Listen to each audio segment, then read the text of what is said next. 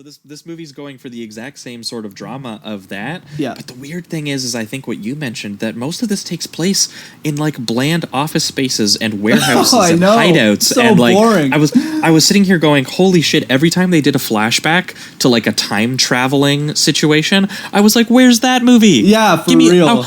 I want Charlize battle axing witch burners for like 2 hours. Where is and so this whole thing where we were just like they would bring up as sort of like a side joke in the dialogue. Yeah, this reminds me of the Battle of 1834. And they were like, well, what happened there? Well, just wait and see. And I was like, I don't want to wait. Just show me what happened in 1834. I just want to see the time traveling soldiers. Like that seemed like a much more interesting movie when they sort of focused on like this weird sort of like late period where you would think it should be emotional, but I don't know. I didn't get much out of that angle either. They should have went just sad and weary. They should have went through like each era of them. Like we should have started in like the medieval times and then got to like, you know, the 1700s and then the 1900s and then the modern day thing where we train a new girl. You know? Well, and they also don't use the fact that they're super old to like they act super modern. Oh, like, yeah. They all they're all like modern mercenaries. All the music is like R&B pop Spotify shit. I hated the music choices. It would take me out of it every single time. It's just not the vibe. Every action scene is scored to like 50 Shades of Grey song. Also, right, exactly. And also, if you're gonna use that kind of soundtrack, for instance, like Michael Bay uses that kind of shit all the time. Only his are more like dubsteppy, a little bit better, and way more vulgar and weird. Absolutely. But the thing this was just bland. Right. This is like pop station shit. But it's so weird that they have Marshmello has a song in this. Oh God, yeah, exactly. There you go. Like that's just as by the numbers as you can get there. And the thing is, it's like you have this movie that's trying to be super like dramatic and actually take itself very, very seriously. But then you have all this like kind of fun top like pop music over it, so it's like you gotta pick a lane. Like are you making a fun movie, or are you making something where we have to like challenge, you know, the fact that they've been alive for 1,000 years and dying over and over and over again? Like you have to pick a lane, kind of, you know. And I feel like it doesn't balance it well if it was trying to do both at all, because it just came off as boring. It's trying to be a fun superhero blockbuster, but also about like a pretty grim subject. Yeah, you know what? Who was it? I think it was it's Tony Scott fan on the Discord, I believe. Oh, yeah. But he was just like, I just want action movies to be fun again.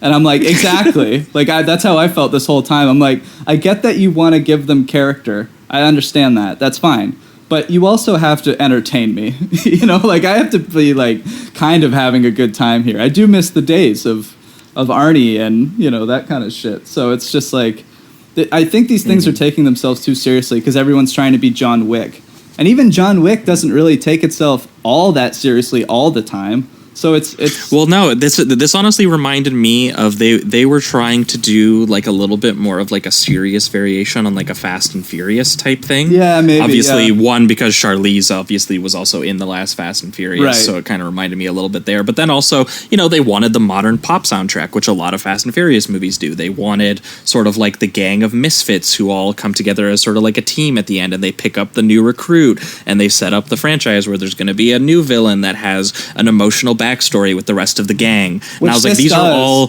plot beats that you would see in a Fast and Furious movie. Yeah, exactly. So I was sitting here going like, clearly they think that this is going to be like a time traveling immortal version of like a Fast and Furious movie, but the action doesn't hold up. None of the characters like I really felt for in any meaningful way, I would say. No, not at all.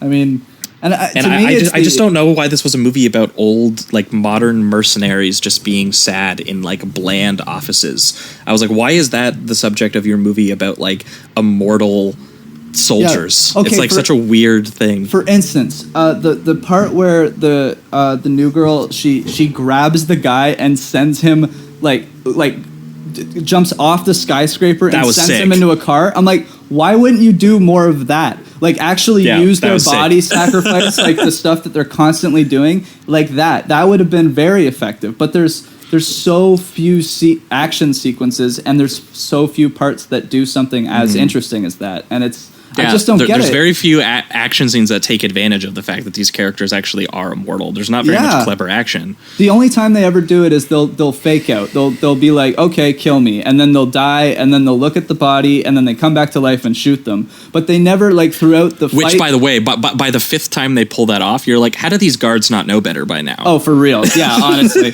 and it's just like, but they never, throughout the fight sequences, they never do something where it's like they actually use maybe their arm as a shield a bunch of times and like literally have it tear it to shreds so that it blocks their chest or whatever it is. They don't. Although because that wouldn't be a franchise superhero movie, right? That would be. It's just so it's so bland to me, and I really was bored throughout most of it. So I gave it the old 2-star on this one. And they try to set up a big old franchise too, and I'm like, nope, not for me.